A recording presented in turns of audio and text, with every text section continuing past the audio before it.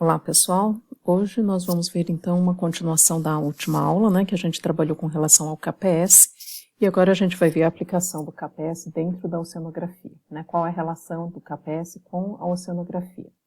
Os itens que nós vamos estar trabalhando, né, verificando nessa atividade, vai ser itens que são importantes, né, a camada de compensação dos carbonatos, o que é lisoclina, e a preservação, então, do carbonato de cálcio, sempre contemplando, então, a relação KPS e a oceanografia. Bom, só para a gente memorizar, né, um pouquinho do que foi dito na última atividade, nós falamos sobre os fatores que influenciam o KPS, né, e como que eles variam ao longo do oceano. O KPS é aquela constante do produto da solubilidade que define o equilíbrio entre a fase precipitada e a fase dissolvida em misturas que são heterogêneas, como é o caso desta reação, carbonato de cálcio, né, que está na forma precipitada, e os seus íons, que estão na sua forma solubilizada. Então, eu tenho aqui uma mistura heterogênea, e os fatores que influenciam, então, seriam estes quatro, né, pH, temperatura, concentração e pressão. Todos estes fatores apresentam uma variação ao longo dos oceanos, e nós tínhamos visto, então, a distribuição destes quatro fatores com relação à profundidade, né, em que tanto concentração do carbonato, temperatura e pH apresentavam uma diminuição desses valores à medida que aumenta a profundidade, e a pressão vai aumentando à medida que vai aumentando a profundidade. Todas essas características levavam, então, a um aumento da solubilização destes valores, né, o carbonato de cálcio, em função desta diminuição destes três fatores e o aumento da pressão, ele favorecia, então, a reação por uma reação de solubilização. Tá? Agora, nós vamos tentar verificar como isso está relacionado, então, com o KPS, né, da tua reação e como que este KPS varia ao longo do ano. Então, ao longo do oceano. O KPS, né, que é aquela constante do produto da solubilidade, ela vai definir a concentração máxima de saturação daquele ambiente.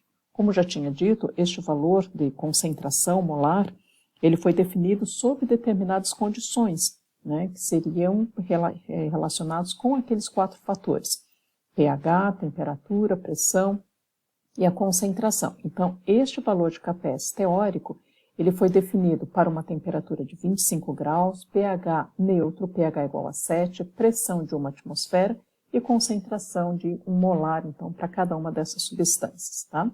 E foi definido, então, o valor do KPS. Mas como é que varia esse KPS, então, ao longo dos oceanos, se estes quatro fatores, então, começarem a apresentar alguma variação? Então, vamos ver como é que seria essa variação, né, ao longo da profundidade, fazendo um paralelo, então, com relação àquelas variáveis, né, que foram apresentadas, né, que provocavam variação ao longo do ano. Então, a concentração aqui nesse eixo seria carbonato, e como varia essa concentração em função da profundidade. Como nós tínhamos visto anteriormente, ao longo da profundidade, da superfície até o fundo, todos aqueles fatores, pressão, que vai aumentando, temperatura, pH e concentração, ele favorecia a reação, no caso, para o sentido da solubilização. Isso significa que é muito mais fácil manter o precipitado carbonato de cálcio na camada superficial do que na camada de fundo, né, por ter aquelas características que a gente já tinha visto. Então, quanto deve ser a concentração de carbonato teórico para que mantenha este precipitado, então, na forma de carbonato de cálcio? Como à medida que aumenta a profundidade, as condições começam a ser desfavoráveis, isso significa que o valor do carbonato teórico, ou o valor do carbonato aqui definido através do KPS, ela deve apresentar um aumento na tua concentração. Então, isso significa que esse carbonato teórico eu posso substituir como sendo também o KPS, né? Então, como varia o KPS ao longo dos oceanos? Como as suas condições são desfavoráveis, eu posso dizer então que meu KPS vai aumentando à medida que vai aumentando a profundidade. Se eu fizer uma comparação agora entre este daqui é o valor que deve ter de carbonato teoricamente definido pelo KPS. se eu fizer uma comparação entre este carbonato teórico, quanto que deveria ter para manter o carbonato de cálcio na forma precipitada, e a distribuição de carbonato no teu ambiente, então nós tínhamos visto que esta distribuição do carbonato, né, vamos supor uma amostra qualquer, ela apresentava uma concentração decrescente. E por que ela apresentava este perfil? Porque a distribuição do carbonato está relacionada com aquele ciclo, o sistema carbonato, que é controlado pelo pH. Apesar de, nas camadas fundo, eu ter uma quantidade maior de CO2 total, eu tenho uma acidificação maior, a minha concentração de H+ é maior, justamente por ter uma concentração maior de CO2 total, e isso faz com que, reagindo com a água, libere H+, e esse H+, então, a diminuição do pH faz com que a concentração de carbonato fique mais reduzida, né, em relação à camada superficial. Bom, então, nós vamos agora fazer uma comparação entre a distribuição do carbonato que eu tenho na minha amostra, a amostra real, quanto que eu tenho de carbonato na minha amostra, comparando então com a concentração de carbonato teórico, o que deve ter determinado então através do KPS. Se eu pegar qualquer amostra aqui na camada da superfície, mais superficial, o que eu vou observar? Vamos pegar, por exemplo, este ponto. Neste ponto aqui, a concentração do carbonato em azul da minha amostra, ela tem uma concentração maior do que a concentração que deveria ter determinado teoricamente. Ora, se as condições aqui na camada superficial, eu tenho uma temperatura muito alta, eu tenho uma pressão muito baixa, né? Meu pH é elevado porque eu tenho uma atividade fotossintética muito alta. Então, a concentração de carbonato que deve ter nesta região, nesta camada superficial, para manter o carbonato de cálcio na forma teórica, na forma precipitada, ela tem uma concentração muito baixa. E a concentração que eu encontro da minha amostra é maior do que a concentração teórica que deve ter na tua solução. Isso significa que a esta profundidade aqui, quando a concentração da minha amostra é superior à concentração teórico, isto significa que eu tenho um ambiente supersaturado, ou seja, a minha amostra ela apresenta uma concentração de carbonato maior do que a concentração determinada teoricamente pelo carbonato de cálcio, né? Só lembrando que essa concentração teórica, né, determinada pelo carbonato de cálcio, ela vem do conjunto de todas aquelas propriedades, né? pH, temperatura, pressão e concentração real dessas soluções. Agora, se eu pegar alguma amostra aqui no fundo, né, o que a gente vai observar? Vou pegar este ponto aqui, por exemplo, que a concentração agora do meu carbonato na amostra, né, que apresenta esta concentração, né, projetando aqui nesse eixo Y, ela vai apresentar uma concentração menor do que o valor que deve ter de carbonato determinado teoricamente. Então, esta concentração, eu deveria ter esta concentração de carbonato e, na verdade, eu tenho uma concentração bem inferior ao valor determinado teoricamente. O que isso representa? Significa que a esta profundidade, a concentração da minha amostra é menor do que a concentração determinada teoricamente pelo KPS, ou seja, ela está subsaturada. Em que momento, então, significa que nestas camadas, nesta água de fundo, eu tenho um ambiente subsaturado e provavelmente, então, a minha concentração ou o meu carbonato de cálcio, se tiver carbonato de cálcio presente aqui, ele vai começar a se solubilizar. Em que momento é que isso ocorre, essa inversão? A gente vai observar que é exatamente neste ponto aqui de